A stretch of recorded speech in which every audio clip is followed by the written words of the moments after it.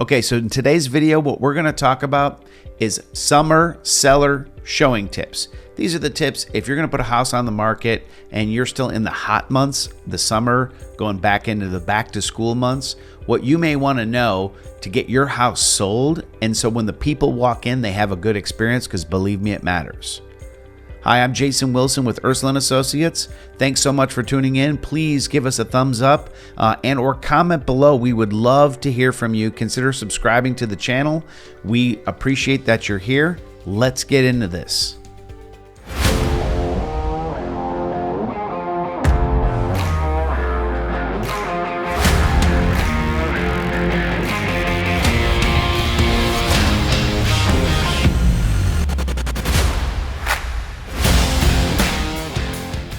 Okay, so welcome back. We're going to talk about a handful of showing tips that you're going to want to consider if you're putting a house on the market during the warm weather. First, we're going to talk about vacant houses. If you're putting a house on the market, you've already left that house, and that house needs to be put on the market. Here are some things you must do to that house.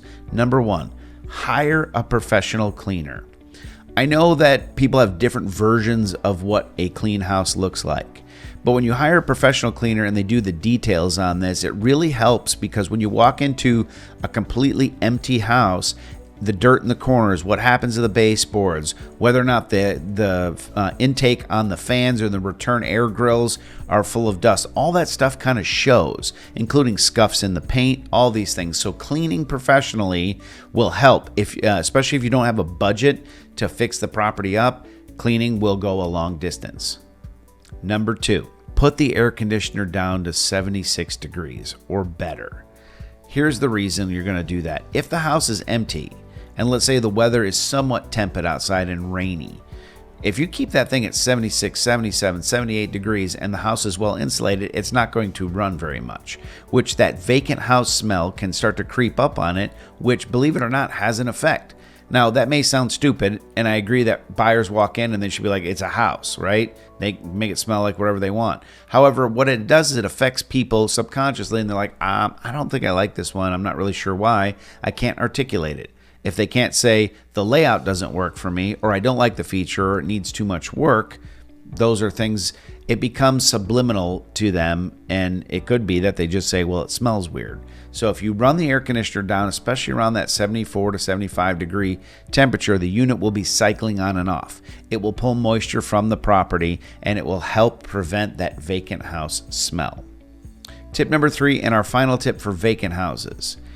Doing small trim work repair stuff really matters. So if when you've removed everything from the house, you have missing quarter round trim around a baseboard, you have a cabinet door that's slightly hanging, you have some small nicks in the sheetrock, fixing these things and getting a handyman in to fix that one light that doesn't work and these other things will go a long distance to being able to make this house sell better for you. Now, you may not have the money to do brand new kitchen cabinets and appliances and flooring, but you can go a long way with carpet cleaning and, in general, just small punch repair work, doorknobs, those type of things.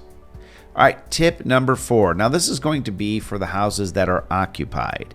When it comes time for the showings in the house, definitely, and I know this kind of sounds weird, but leave the house. If you're the seller, leave the house.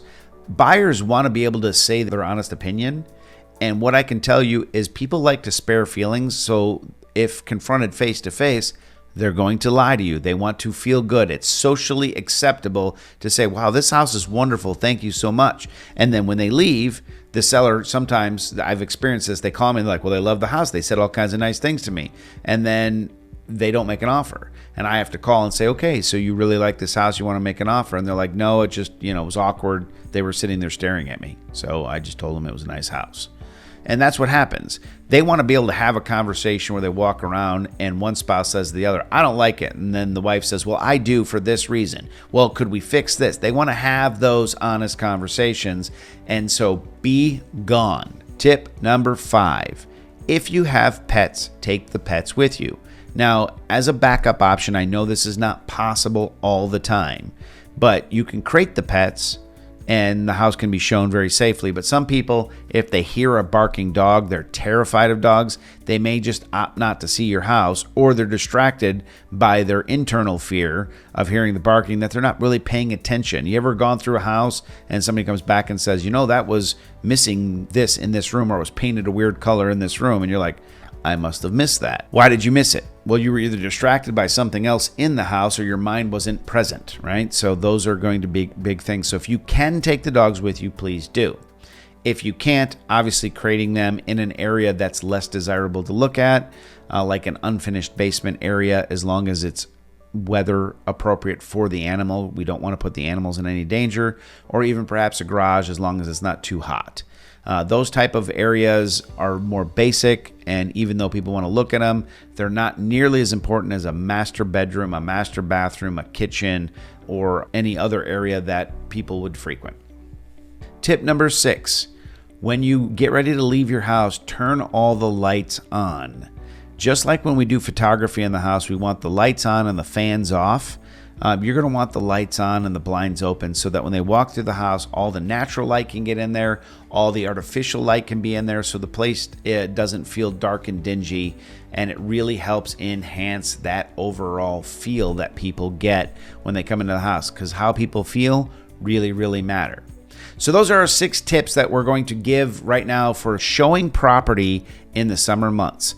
If you are thinking about selling and you have another idea of something that should be done for showings, please give us a comment below and let us know what you think. If you're thinking about selling and you want to talk about what the market looks like in your area, give us a call. The number's below. We look forward to speaking with you.